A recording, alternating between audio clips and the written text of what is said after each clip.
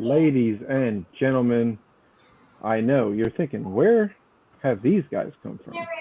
We Who disappeared. are they? Um, We took a just like nap. just like MJF, we took a sabbatical. Uh, We weren't getting paid enough for this, you know. yes, we were definitely not getting paid our amounts due. Um, We so wanted our raise. yeah, and Tony Khan did not give us a raise. No, not at all. But we decided to raise some awareness about what's going on with Tony Khan and AEW. You know, I had to flip the script on you a little bit, just a little bit. A little bit. Yeah, this is absolutely just I don't know. Everybody was excited a year ago. 1 year ago. I would say it was 1 year ago. One. Yep. Not 1 year 8. ago, Bryan Danielson, Adam Cole premiered on the same show together. CM Punk having his first match in 7 years. The Yep. whole world is going bananas. You fast forward a year. Cody Rhodes leaves the entire company and joins WWE. Yep. Bobby Fish is now gone, Um, unfortunately. The saddest part so about that whole thing, you're already losing the Undisputed Era. which is crap because I wanted to see the Undisputed Era versus the Elite. But, you know, that is what it is. Neither here nor there. I don't think they really booked Bobby Fish all that well anyway. No. Kyle O'Reilly just had neck fusion surgery, so we won't see him for a very long time. Yep. And Adam Cole is still Injured. all over the place from his concussion thing going Yeah. on. And Malachi Black looks like he's out the leaving? door. He's either leaving or taking a leave of absence. I don't know which one. I But mean, whatever it may regardless, it's be not for good. him personally, something that's personal. I hope he's okay. You know, Yeah. whatever the case may be on that end, I hope he is just mentally and physically okay with whatever's going on. But him taking the pin on Sunday did not, and then bowing to the crowd saying goodbye. It just Yeah, that doesn't bode well for a not at character all. that we had a lot of upside for. And like I know that was one of my most exciting signings that AEW had was the Malachi Black signing. Um, Yeah, and I guess nothing like used again. the biggest gripe I have here is not just the obvious in the room, which is CM Punk in general, and the the bull the bullshit that has come along with him. And I said there was a problem with him coming in when he first came in. I said this to you. Me and you talked about this, and I said there was problems with him coming in. yeah, So but there's you know going to what? be You kind of issues. felt like that was supposed to be the guy that catapulted you to the next stratosphere. You got CM Punk, something that WWE has been trying to do for 7 years to get CM Punk back, and there was nothing. So you thought you had Nope. acquired the greatest of great here, and you thought that you were going to be winning because of it. He didn't push ratings as high as you had hoped. He obviously created revenue, which is what you want, I guess, as a owner of a business, is you want revenue, and that's fine. I kind of think where Tony Khan has gone wrong, honestly, is the signing of a boatload of the WWE X talent guys, because you're getting the same backstage bullshit that you would hear about in WWE. When you didn't have a boatload of these ex WWE guys, all you heard was the creative freedom I have at AEW is amazing. I think this is the best place I ever worked. And you didn't have all the snickering and shit about, everybody hating each other in the locker room. Yeah, but You got where from the WWE guys has this been an issue from? Let's be real here. Like the incident before this was Eddie Kingston and Sammy Guevara, two homegrown basically to AEW. Obviously, Eddie Kingston has been other places, but they figured it out. He got suspended, all that stuff, which is where I'm getting to, is that people should be suspended in this incidents, by the way, that we're talking about here. If that was the precedence of how you're going to set things in suspensions, then you should do it here too. I don't care if you're the champ or not. Yeah. But that's neither here nor there. But I'm saying, like where has there been some backstage BS back and forth with other ex-WWE guys? I just think the booking in general has been poor. But I think it's because I think where you're getting all these gripes now is because you went out there, you bought a bunch of WWE guys in, and they're just jumping ahead of the line. You have matches tonight where, okay, so you got homegrown guys, ready? You got, well, not say homegrown, but like even the guys you signed in the beginning, like when it started, when the company started and you had ex WWE guys, like a Yeah. Pac, like a John Moxley, like those guys were good. You wanted them, you needed those names, and they've been status quo and they are about the business. But you get your pre-show, you have Pac, who has a title now, and he gets a match against Kip Sabian in the Which, pre-show with a which by the title. way, was a phenomenal pre-show match that should have been And on the main card. and Kip Sabian, who is another homegrown guy, who I thought at the time in the beginning when him and Sammy had that first match, I thought he was like going to be above Sammy we thought but I thought at least they'd be on the same level. Like you would have somewhere. Sammy and him, and you dropped the ball completely on Kip because you started bringing in more and more of these. Like you dropped the ball on that. Well, Kip got hurt. Let's be Kip. Jeff froze over there. Kip did get hurt. Let's not like say that he didn't get hurt. So there was an issue with Kip getting hurt. Caused him. You froze, my friend. Some issues. Am I back? You're back now. But Kip got hurt. That's what I was saying. I was saying Kip got hurt, and that was a big issue with Kip not being. There's a lot of that. Kip had been hurt, but like, so there's a boatload of things that are going down with these kind of guys. Eddie Kingston pre-show, like that guy is more over than 98% of the roster, and I understand that there was suspension 2 weeks ago, but if the suspension's over, you put him on the damn card. He's a pay-per-view talent. He's not a free show talent. Yeah, and that was a phenomenal match in itself as well.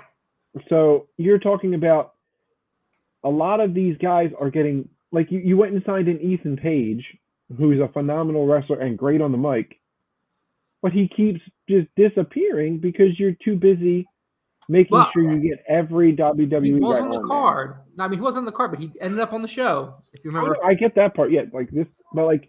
But I agree, they haven't used Ethan Page right. You're they were using him correctly. Weird guys around. They were using him correctly in an odd way with the whole Dan Lambert and the Men of the Year.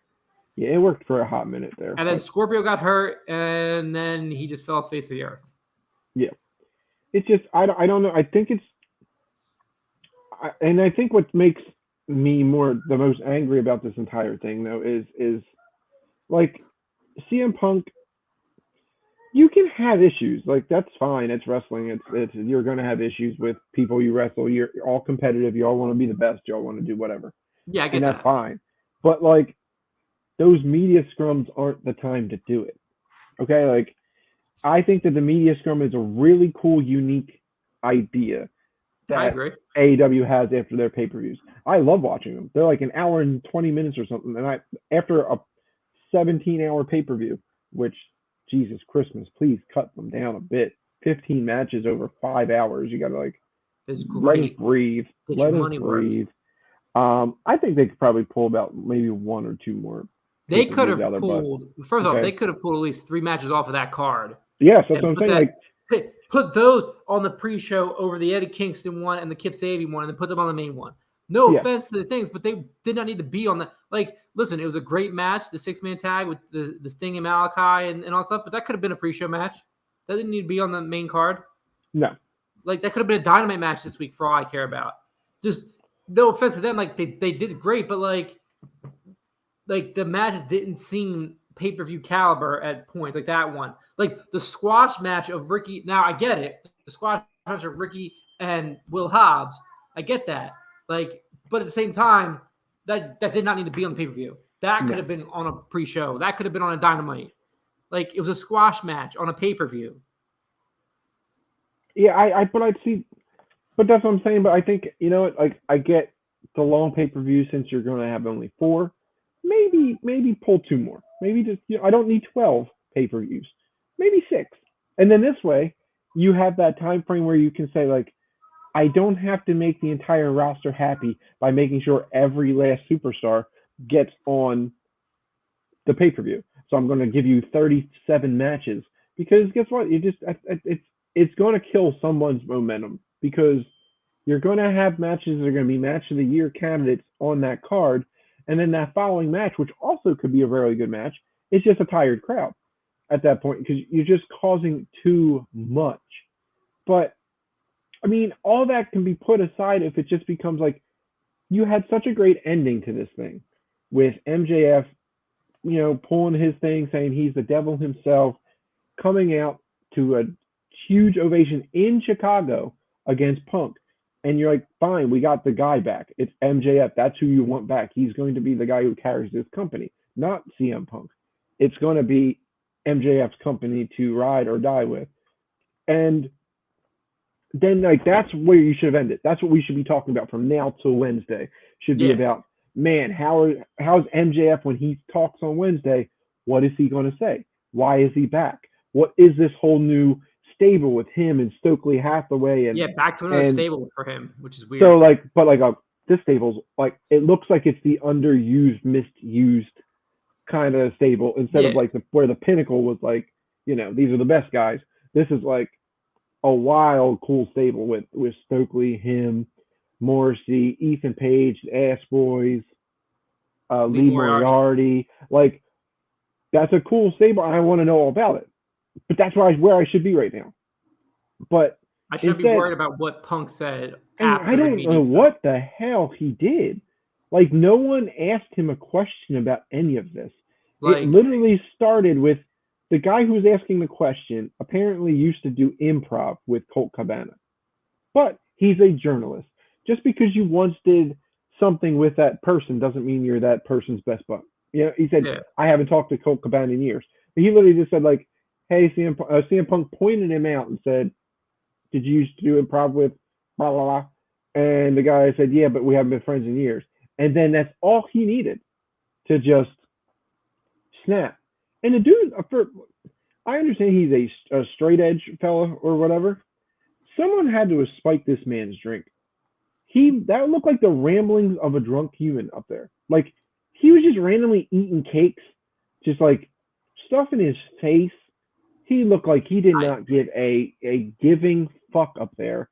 And Tony Khan, again, I love him. He's like a adopted, like kind of father thing because of like the way he brought me my love back for wrestling. He looks like cocaine it's right there on the table, and he used a bunch. He just like I would have been like cut the whole fucking thing. Done. He was just so lost in what was being said. I was just like I understand being stuck in the middle there because you have to deal with the difference between how do I get my top guy to be happy still, but I also can't have him bash the fucking guys who made the company start. Like they're the reason this whole company even exists. It doesn't exist. You don't get this second chance. And your dicks, the EVP dicks, like. He confirmed they have gigantic penises. Okay, he said they were stepping on their dicks. I've never stepped on my dick. Okay, so good for them. I mean, Young Bucks. Hey, bravo! Now they really are the Hung Bucks. So congratulations for the big dicks. But yeah, like he has to understand this chance that CM Punk has to wrestle again doesn't exist without these people that you're calling empty-headed fucking dumb fucks. Okay, like. These people are the reason that this company was able to get a TV deal because they believed in Hangman Page. They believed in the Young Bucks. They believed in Kenny Omega. Chris Jericho. And these are also the people who have kept the company from the very beginning going. And let's be real here. I'm being straight up honest. But you brought in CM Punk. He had one spike. Yet the ratings have been consistent since he's been there. Yes. And everything. They haven't gone up consistently. They literally been where they've been from the time the company started. Maybe a little bit higher, since NXT disappeared, and you're in the 900s. But still, it didn't go up every week because he's there. So and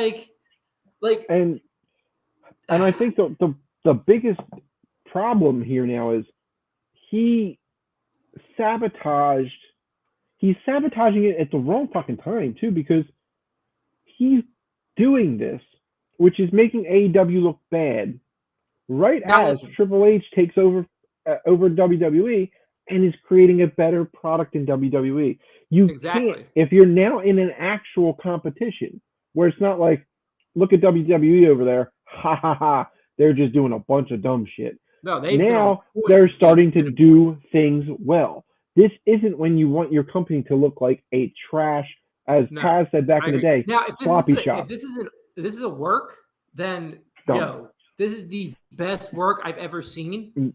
But the beginning of the whole thing to go after Cabana was nonsense.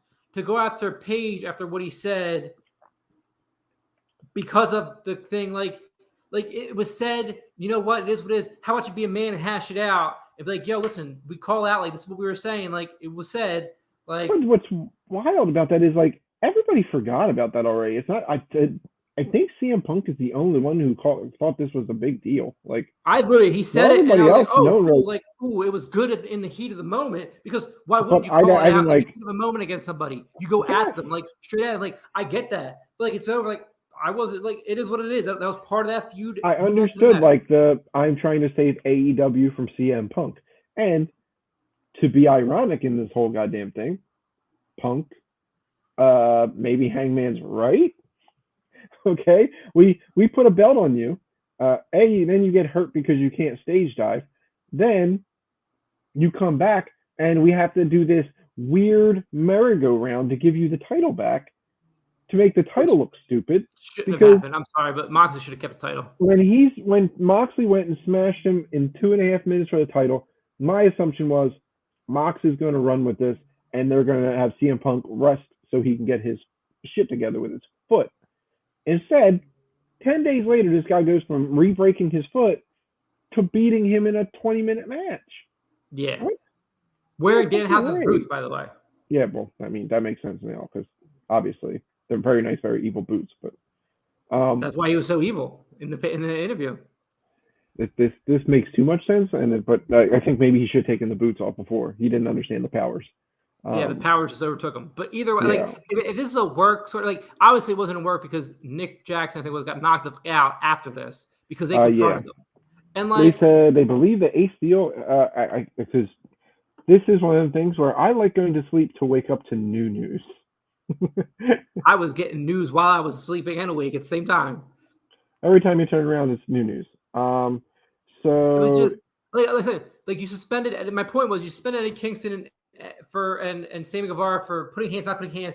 Eddie came out, you know, even though no one knew what happened in the background. Eddie was like, listen, I take all full responsibility, full blame. Like, you know, he shouldn't have got heated about it because in the moment it was part of a promo section that, you know, heated the moment, but then they were able to squash it or whatever and kind of differ about it. But like this, like, I'm sorry, like, if this is a work, I get bring it to TV and let them just beat the crap out of each other on Wednesday night. Like, please do. If it's not, I'm sorry, but you should suspend Punk and his buddy. Like, you got to do the same thing that you did to the Eddie Kingston Sammy Guevara incident. It seems like, because it's getting worse as the minutes go on. It seems like now they said it's becoming a legal issue. I heard about that. Yeah. Obviously, Ace Steel threw a chair at Nick Jackson and apparently hit him in the eye or knocked him out. He has a black eye or something. I can't wait to see what BT looks like. BT did not show up yesterday. In case it's supposed to drop tomorrow. I heard. Probably because they have a bunch of days to figure out what they're going to do here. And he bit Kenny Omega, which is fucking strange. You bit somebody. Are you kidding me? Fight people. And then he's getting fired. I'm sorry, he's got to get fired at that point. I think they said for the most part you'll never see him again because he has a double fuck up in like 3 days because he was on Dynamite and just screamed fuck real loud, and then then he does this. You beat up the EVPs. Like, come on, Ace, you're a fucking idiot. But Punk threw the first punch. Punk was the whole starter of this whole thing. But have you seen the jokes because of Punk's MMA career? He said, luckily, since Punk connected on a punch, they're all fine. We've seen him in MMA. They were like fucking clouds. Oh, that's good. So then there's, I didn't know that, I haven't listened to any of these podcasts yet, but there's the Undisputed podcast, which is Bobby Fish, has his own podcast. And first of all, people are coming to the aid of the elite, which is another thing that you have to understand if you're Tony Khan, because the elite are loved and they are enjoyed within the wrestling business. You have friends in the business. You have the fans you have because of the elite. You have the wrestlers you have because of the elite. Okay, you have the wrestlers you have because of the elite. Yeah, that's what I'm saying. Adam Cole would randomly just leave AEW wouldn't be anything leave WWE? Like, no one likes Punk. Punk's not bringing in anyone. There's no one going, oh, please let me get in there because Punk is my friend. Punk doesn't like people. He's ignorant to people. He doesn't have friends. So no one's coming in because of CM Punk. No, he brought in Ace Steel. That worked out. This man bit a man. Yeah, and threw a So, chair at a man who was an EVP, both of them. so I guess Bobby Fish is also taking a stance on this. He said he's making a formal invitation to Phil. He's not going to call him CM Punk. If he would like to pick a real fight with somebody, he'll even do it in Chicago. He said we can do it. It could be boxing, kickboxing, MMA. I mean, shit, we could do bare knuckle. Whatever sounds good to Phil. He could pick the weight. He could pick the place. He goes, his kicks are absolutely atrocious. So he basically I just said, want Bobby Fish in AEW. That's all I want. So he said, truth be told, since May, I tried to get Tony Khan to sit down with me and no less than 5 times. I asked permission to do a kickboxing fight. So he wanted a kickboxing fight. Now that Phil Brooks is out there trying to beat up the EVPs, Bobby Fish said, "Sure, I'll beat the shit out of you in an actual fight." So Bobby Fish can fight, by the way. Let's not get it twisted. Bobby Fish is a Fish fighter. will beat your death out of you. So I just think this dude's creating more problems than he's worth. And I know there's plenty of people going like, "Oh, if you fire CM Punk, you're in goddamn trouble." Then no, you're not. Not at all.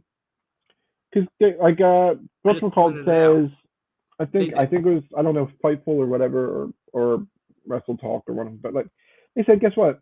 TNA had 1/15 of the money of Tony Khan, and they're still technically around today. He said it's not like they're gonna just fall off the face of the earth without CM Punk. They didn't before, and they wouldn't after. No, because the honestly, the fan base that consistently watched didn't go from here to here and stayed here. It went from here to here for a night, and then came back, and it's leveled off with everybody. Like it's all done. And I'm not listen. There's no offense. I love watching wrestling and all that stuff, but you're going to be a problem. Then things got to change. It's that simple. Yes. Yep. And like you can't have this. It looks like CM Punk is just trying to overtake AEW to be his own thing, his own. Yeah, he said in 5 years it'll be where it was when I started. No, it won't. Obviously, because you're doing dumb shit here. Listen, here's what you do. Wednesday, MJF comes out. He fights him for the title, beats him. You suspend Punk. MJF runs with the title. I'm good. You know what? I'm happy again. Bobby Fish somehow makes his appearance. They don't actually drop him. He actually did re-sign with AEW. It'll all be good. Let Bobby Fish beat the shit out of him for fun, for real. I don't really care. Like, I think that you're gonna. I just think it's silly. I get that Tony Khan's in an awkward position because you did go and get you went and got the unicorn. You did go and get CM Punk, which nobody's been able to do, and so you have this unicorn who fuck things up. Who is a goddamn fucking G on the mat, on the mic rather. Like, that promo right before All Out, the promo that he did on Dynamite made me excited to see a match because honestly, I thought when he came out originally and I thought when they dropped the open contract thing for Moxley, I thought, cool, this would be a good MJF pull. Right? I knew Punk was coming at that point with the open contract. You knew it. But because you knew, but you're kind of hoping it wasn't because it seems, even JR on his podcast said, there's a giant logic gap on how we're supposed to tell this story coming up. He said, because I don't understand how a man 10 days ago had a broken foot and got his ass whooped in 3 minutes is going to now come out on pay-per-view and be able to go 20-something minutes with the champ. Like you said, he got his ass whooped. He did. He got his ass whooped. But like you said, that promo he did was like, okay, I was so scared that he possibly re-broke it, is how he put in the promo. The way he put in the promo, he worded it as, I was so scared that I broke it again, that's why he got his ass, because he was so concerned about his foot that he was playing. I mean, that the way he said it in the promo and how lit and excited he was, it worked. It worked for the promo. Trust me, it worked for the promo. That made it, like you said, it got you excited to watch the match again. Did I really want to see it again? No. Did I want to see Moxley lose because you knew it was going to happen? No.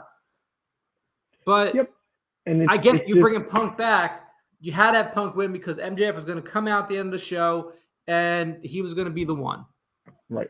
And I assume that was what the idea in general was to be in the beginning when CM Punk won the title before he broke his foot. Like, you're going to have this Summer of Punk run where he was supposed to have Mhm. good match, good match, good match, and like really lift up the company as the champ.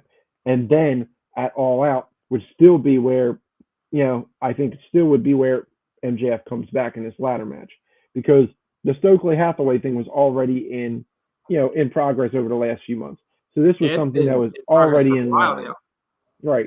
So I think that you're going to have like this was supposed to be this way, and I think Tony Khan was like, "Well, I'm going to stick to the plan. The plan is great."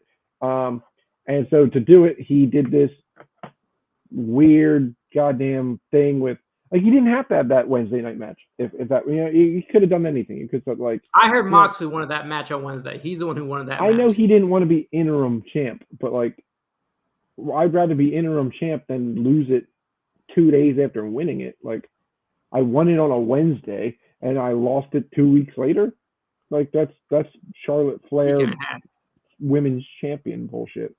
Like, great, you'll be a 17-time champion. That means you'll lost the damn title 16 times. It doesn't make any sense. It just, I don't know, man. It just, it's like you said earlier when you texted me when I was sending you all the bullshit like right after it was happening. Yeah, You said, "Get Punk out of my AEW," yeah, and that's the truth. It's like I think it's weird. Obviously, we are grown human men. Okay, we are grown ass men. But like AEW was something we caught from the beginning. Okay, we caught from the beginning. We were at the third show they ever put on. Okay, we were we're at here the in 2 weeks. like we literally.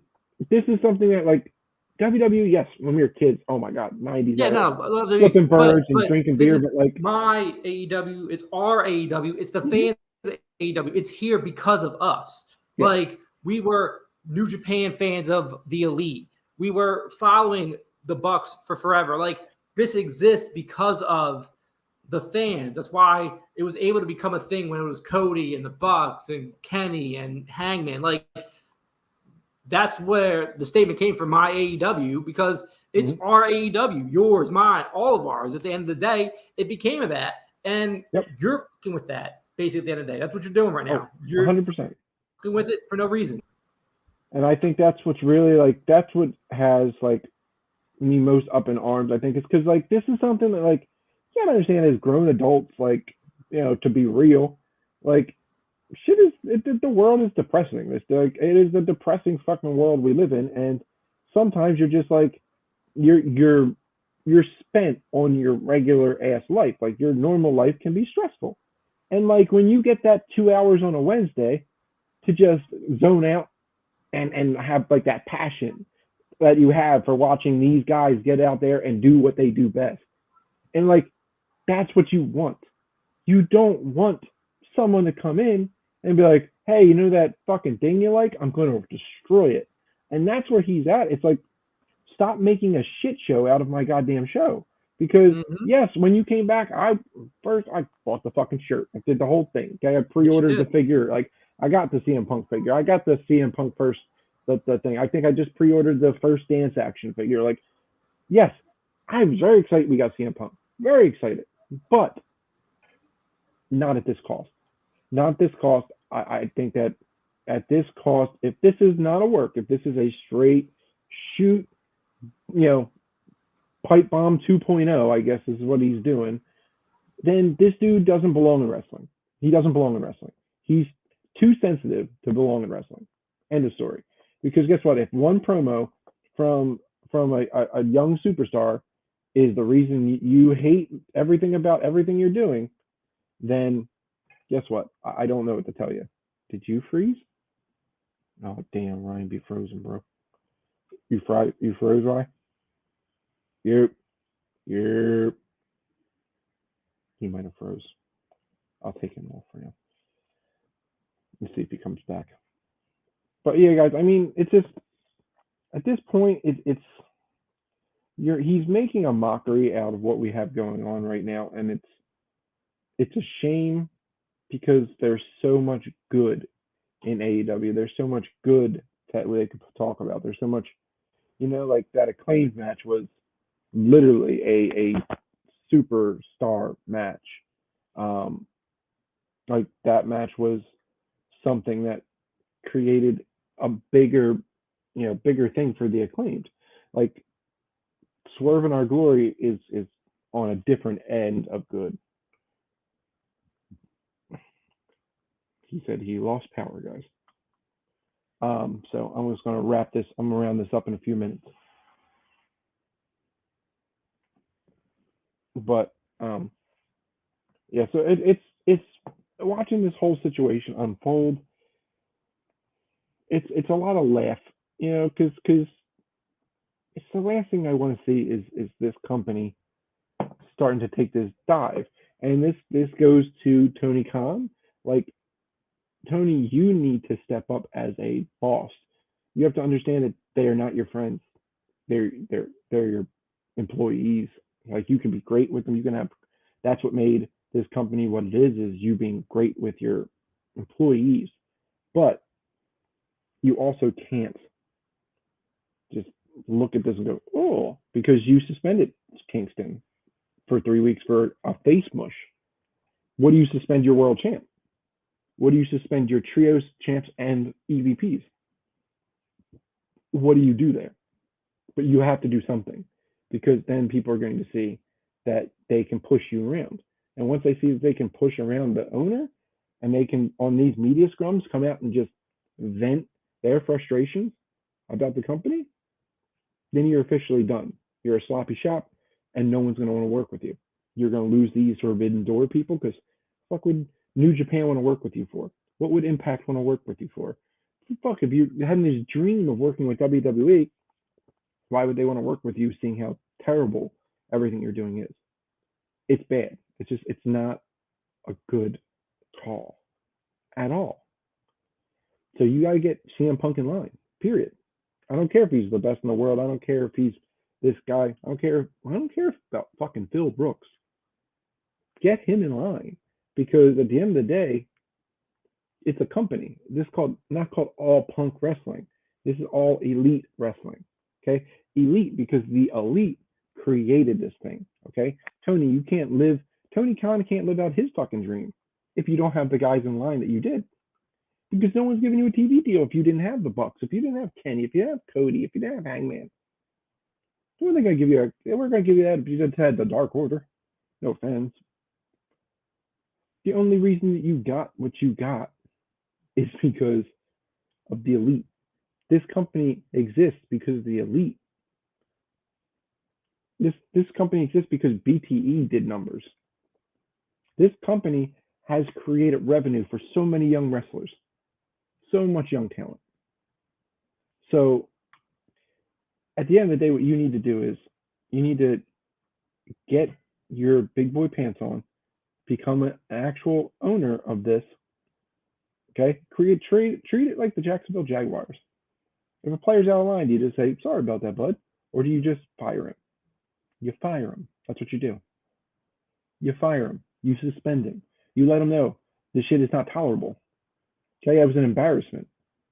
What CM Punk did in that interview, in that scrum, was an embarrassment. It was absolutely an embarrassment. And then to blame the media didn't do it this time. They didn't say shit. He just went off. And then they tried to move it in a different direction, asking about a match, asking about this. And he was like, yeah, so this, and he wraps all the way the fuck back around. Like, no, dude, this ain't it. It isn't.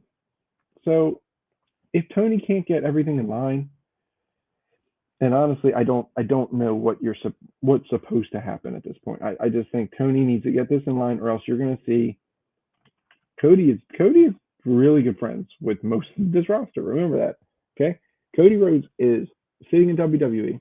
You saw the pomp and circumstance they gave this man to come back. Okay, he was treated like a top guy in the top company in the world. You don't think that with Triple H in charge, that he can't pull something out of a Ricky Starks? You don't think, God forbid, if MJF decides I'm not re-signing, that MJF doesn't become a top star in WWE under Triple H, because you're not going to have him be named weird shit. Okay, he's not going to come in as MJF and then they'll be like, oh, tomorrow you're Alfred Barnsworth. No, he's going to be MJF. Just like the American Nightmare Cody Rhodes is still the American Nightmare Cody Rhodes. Okay, so Tony needs to get off his ass and understand that there are a lot of things going down now.